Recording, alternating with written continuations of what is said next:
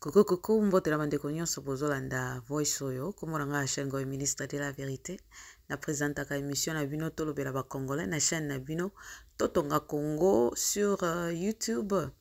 Lelo na lingi to solo mo muke eza conseil ya lelo.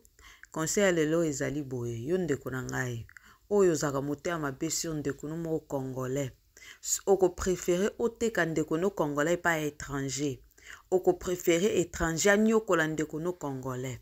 Oko préféré étranger à sala business o aider à avancer a fongola ba business ebele. Mais ce que comme tout ndeko no moko congolais obadi ko compliqué vie na e jusqu'à a moya zo a fongola business ezate o mona biso bandeko na ngai o uti poto lobi o sali conteneur o ye po bimisa biloko na yo tala niva motea mabe ya congolais contre congolais.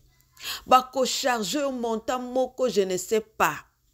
Mais ceux qui libanais, pakistanais, nanani nanana, aye, o azali congolais te.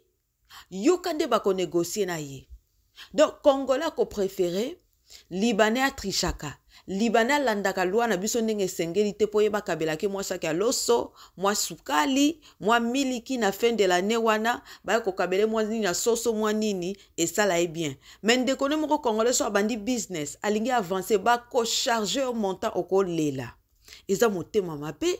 Comment fait-il bino bozo préférer ba étranger ba avancer na mboka na bino? Comment fait-il bozo préférer ba étranger ba zo ba marché nyonso na sorte nyonso mais ba congolais bango moko na mboka na bango ba zo nyoko ama ko kata usale le côté? Est-ce que wana eza bien? Eza comportement nini wana? Motema mabe. Congolais koma motema mabe pa ndeko na moko congolais.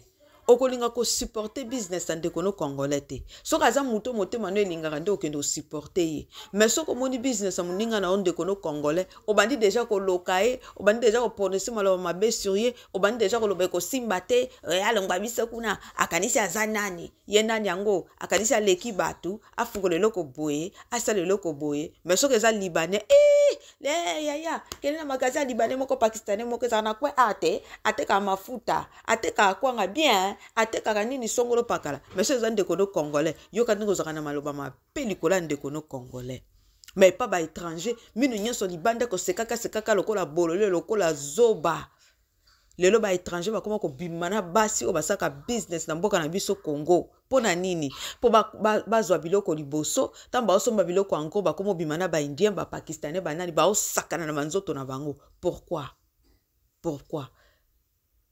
yaya linga ndeko no congolais yondo muto ko linga e étranger o linga ndeko no congolais te totika motea mabe to yeba ko linga na biso amour, vrai amour o muto ko linga congolais lokola yo moko azana eti komona nga chaîne go ministre de la vérité na présentaka émission na bino tolobela ba congolais na chaîne na bino totonga Congo sur Facebook kobosa na kofina j'aime sur page na biso totonga Congo te. À la prochaine, bye bye.